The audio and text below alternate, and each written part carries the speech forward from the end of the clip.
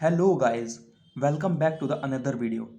आज की इस वीडियो में हम एनएसएड्स के क्लासिफिकेशन की बात करेंगे, जो कि बेस्ड होता है साइक्लोऑक्सीजिनेस एंजाइम्स पर। हमने लास्ट एनएसएड्स एंड इन्फ्लामेशन की वीडियो में पढ़ा था कि साइक्लोऑक्सीजिनेस एंजाइम किस तरीके से अराकिडोनिक एसिड से प्रोस्टाग्लैंडिन्स के बनने के लिए जिम्मेदार होता है, जिसकी वजह से हमें इन्फ्लामेशन और पेन की परसेप्शन होती है। अगर किसी तरीके से हम इस साइक्लोऑक्सीनेस एंजाइम को इनहिबिट कर दें तो अराकिडोनिक एसिड से प्रोस्टाग्लैंडिन का फॉर्मेशन नहीं हो पाएगा और पेन और इन्फ्लामेशन का परसेप्शन हमें नहीं होगा। और हाँ, अगर आपने साइक्लोऑक्सीनेस एंजाइम, एनएसएड्स क्या होते हैं, उसका इंट्रोडक्शन, इन्फ्लामेशन, पेन, प्रोस्टाग्लैंडिन्स क्या होते हैं नहीं पढ़ रखा है तो प्लीज़ इस वीडियो को मत देखिए, क्योंकि इसमें सिर्फ क्लासिफिकेशन बताया गया है। अगर आपको ये सब चीज़ें पढ़नी है, एनएसएड्स का इंट्रोडक्शन पढ़ना है, इन्फ्लामेशन, पेन क्या होता है, प्रोस्टाग्लैंडिन्स और साइक्लोऑक्सीनेस एंजाइम क्या होते हैं, तो इस वीडियो के डिस्क्रिप्शन में मैंने लास्ट वीडियो का लिंक डाल रखा है। प्लीज़ आप उसे पहले देख लीजिए, उसके बाद ही क्लासिफिकेशन को पढ़ें। इस क्लासिफिकेशन को मेनली 4 कैटेगरीज में डिवाइड किया गया है, जिसमें फर्स्ट कैटेगरी है नॉन सेलेक्टिव कोक्स इनहिबिटर। इस वीडियो से हमने पढ़ा था कि कोक्स जो है एक एंजाइम है। ये बहुत से टाइप का होता है, लेकिन मेनली एनएसएड्स जो काम करते हैं वो कोक्स 1 और कोक्स 2 पर काम करते हैं। तो ये category non selective Cokes inhibitor की है। इसमें ये ड्रग्स किसी भी कोक्स का, ना तो कोक्स 1 का और ना ही कोक्स 2 का सिलेक्शन करती है, ना किसी को प्रेफरेंस देती हैं। डायरेक्ट साइक्लोऑक्सीनेस एंजाइम पर काम करती हैं और उसे इनहिबिट करने का काम करती हैं। इसमें सबसे पहली कैटेगरी है सैलिसाइलेट्स, या इसे हम कहते हैं सैलिसाइक्लिक एसिड डेरिवेटिव्स। इसकी एक बहुत फेमस ड्रग है जिसे हम कहते हैं एस्प्रिन। एस्प्रिन का दूसरा नाम होता है, केमिकल नेम कहते हैं इसे, एसिटाइल सैलिसाइक्लिक एसिड। यहाँ पर इस पूरे एस्प्रिन का वर्ड का मीनिंग होगा, एएस का मतलब है एसिटाइल सैलिसाइक्लिक और प्रिन प्रिन का मतलब होता है पायरेक्सिया। पायरेक्सिया का मतलब होता है फीवर से। इस तरीके से ये एस्प्रिन जो है वो फीवर को कम करने का काम करती है। आपने सुना होगा एंटीपायरेटिक एक्शन शो करती है। सेकंड सब कैटेगरी है aryl acetic acid derivatives. A for aryl और सी एसिटिक एसिड से यहाँ पर आया है एसी। इस कैटेगरी के ड्रग्स के सफिक्स में हमेशा एसी आएगा, एक या एसी आएगा, जैसे डाइक्लोफेनेक, एसाइक्लोफेनेक, सुलिनडेक, इटोडोलेक, इंडोमेथासिन। इसे हम एक निमोनिक से भी याद कर सकते हैं। इसके लिए एक ट्रिक है ये कि जब भी हम गर्मियों में एसी के सामने बैठते हैं तो हमें कूलिंग की वजह से आइडिया सोलिड आते हैं। Idea solid, I for indomethacin, D for diclofenac, E for etodolac, A for aceclofenac और एस से बनता है यहाँ सुलिनडेक। थर्ड सब कैटेगरी है प्रोपियोनिक एसिड डेरिवेटिव्स। इस कैटेगरी के ड्रग्स के सफिक्स में प्रोफेन हमेशा आएगा, जैसे ibuprofen, ketoprofen, flurbiprofen and fenoprofen. Fourth जो सब कैटेगरी है वो है फेनामेट डेरिवेटिव्स, या फेनामिक एसिड के जो डेरिवेटिव्स होते हैं उन्हें कहते हैं फेनामेट डेरिवेटिव्स। इसका एग्जांपल है मैं फेनामिक acid and tolfenamic acid. बस इसके प्रीफिक्स में मी आएगा और इसके टोल, बाकी फिनामिक एसिड वही है, mefenamic acid and tolfenamic acid. Fifth की बात करते हैं पायराजोलोडीन डाइओन डेरिवेटिव्स, या इन्हें कहते हैं पायराजोलोन डेरिवेटिव्स। इस कैटेगरी के सफिक्स में ओन आएगा, जैसे फिनाइल ब्यूटाजोन, ऑक्सीफेन ब्यूटाजोन। नेक्स्ट सब कैटेगरी है ऑक्सीकैम डेरिवेटिव्स। इसमें जो सफिक्स होगा वो ऑक्सीकैम होगा, जैसे पायरोक्सिकैम, मेलोक्सिकैम एंड टेन ऑक्सीकैम। इसके लिए भी एक निमोनिक है, जैसे मेले में 10 का पिज्ज़ा नहीं मिलता। मेले का मतलब यहाँ पर है मेलोक्सिकैम, 10 का मतलब है 10 ऑक्सीकैम और पिज्ज़ा में पी आई का मतलब है पाइरोक्सिकैम। नेक्स्ट जो क्लासिफिकेशन की कैटेगरी है वो बहुत ज़्यादा इम्पोर्टेंट है, जो कि सेलेक्टिव कोक्स 2 इनहिबिटर है। सेलेक्टिव कोक्स 2 इनहिबिटर का मतलब यहाँ पर है कि जैसे हमने पढ़ा था कि कोक्स जो होता है वो 2 टाइप का है एंजाइम, कोक्स 1 एंड कोक्स 2।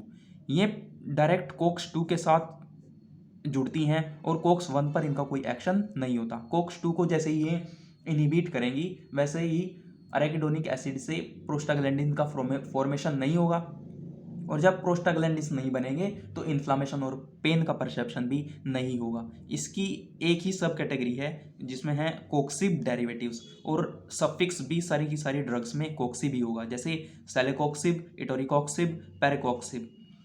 इसे भी एक निमोनिक से याद करते हैं, ईंट पर सीलन। जैसे घरों में ईंटों पे सीलन आ जाती है तो ईंट में ईटी का मतलब है इटोरिकोक्सिब, पर पेरिकोक्सिब, एंड सेले का मतलब होता है सेलेकोक्सिब। क्लासिफिकेशन की नेक्स्ट और थर्ड कैटेगरी है प्रिफरेंशियल कोक्स 2 इनिबिटर।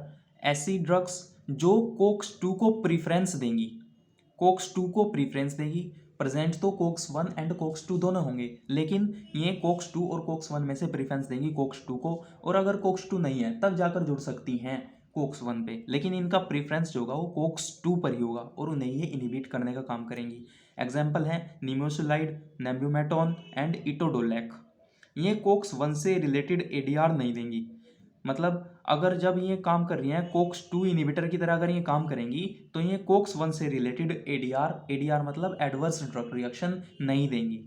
क्लासिफिकेशन की फोर्थ जो कैटेगरी है वो है analgesic antipyretic with poor anti inflammatory action.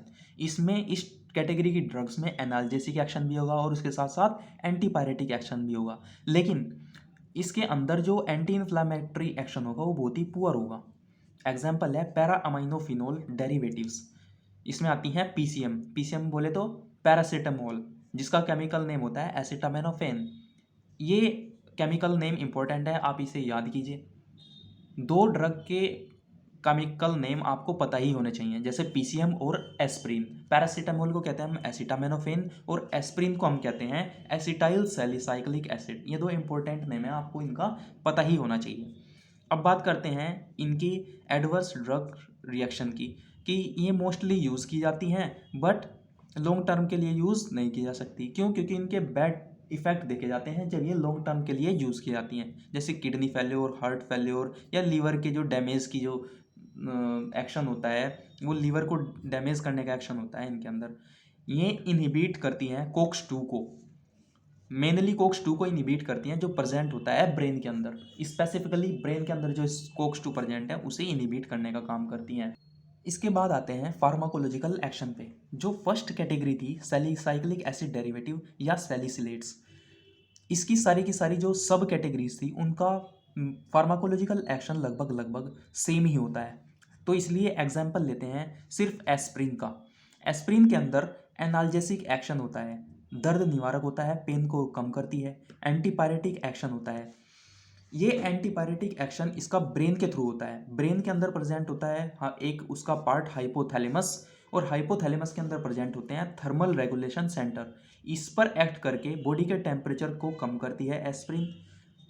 Third होता है हार्मोनल इफेक्ट, जैसे एड्रेनलिन हार्मोन है, इसे हम कहते हैं इमरजेंसी हार्मोन। तो इमरजेंसी एक्टिविटी, जैसे जब भी मान लो हम एग्जांपल लें कि हमारे सामने कोई स्नैक आ जाता है तो हम उसे देखकर एकदम से घबरा जाते हैं, इमरजेंसी एक्टिविटी स्टार्ट हो जाती हैं, जैसे हमारे रोंगटे खड़े हो जाना, हमारी आइज़ के प्यूपिल का डायलेट हो जाना, स्वेटिंग ज़्यादा होना, सलाइवेशन ना होना। तो ये सब इमरजेंसी एक्टिविटी होती हैं। तो एस्प्रिन के लेने से इमरजेंसी एक्टिविटीज़ हार्मोनल इफेक्ट के थ्रू बढ़ा दी जाती हैं।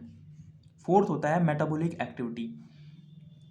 इसमें क्या है कि हाइपोग्लाइसीमिया की कंडीशन आ जाती है, ग्लूकोज का मेटाबॉलिज्म ज़्यादा होने लगता है एस्प्रिन के खाने से।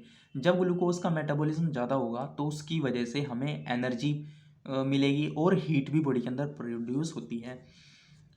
किसी भी एडवर्स कंडीशन में या किसी भी बीमारी में जब हम एस्प्रिन लेते हैं तो उसमें एनर्जी बढ़ाने का काम भी वो करती है, और हीट बढ़ाकर वो बॉडी का टेम्परेचर रेगुलेट करती है, बॉडी के फीवर को रिड्यूस करने का काम करती है। फिर बात करते हैं इनकी फार्माकोकाइनेटिक्स की। रूट ऑफ एडमिनिस्ट्रेशन, इसे ओरली इनटेक किया जाता है। एडीएमई की बात करें, एब्जॉर्प्शन वेल एब्जॉर्ब होता है, अच्छी तरीके से एब्जॉर्ब होती हैं। इनका जो डिस्ट्रीब्यूशन है वो प्लाज्मा मेम्ब्रेन, ये एक इंपॉर्टेंट पॉइंट है, इनका जो डिस्ट्रीब्यूशन होता है वो प्लाज्मा मेम्ब्रेन पर बंधने के साथ होता है।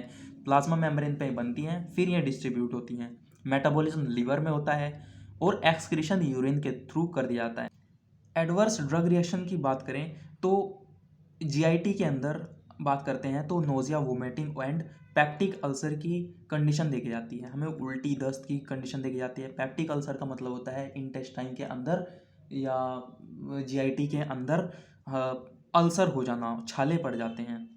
किडनी के अंदर देखा जाता है अगर इसका ज़्यादा इंटेक किया जाता है तो यूरिक एसिड बॉडी के अंदर बढ़ने लगता है जो कि हार्मफुल होता है। ब्लड के अंदर देखा जाता है कि डेंसिटी ऑफ आरबीसी, जो डेंसिटी होती है वो आरबीसी की घटा देता है और एंटी प्लेटलेट्स एक्शन भी होता है। जब डेंसिटी घट जाती है आरबीसी की तो खून पतला होने लगता है। और इसके अलावा जो कॉमन सिम्टम होते हैं जैसे नोज़िया, वोमिटिंग, हेडेक, और इसके अलावा बोन मैरो डिप्रेशन भी एक एडवर्स रिएक्शन के तौर पे देखा जाता है। इस कंप्लीट वीडियो का पीडीएफ मैंने नीचे डिस्क्रिप्शन में डाल दिया है, आप इसे रिवीजन करने के लिए डाउनलोड कर सकते हैं।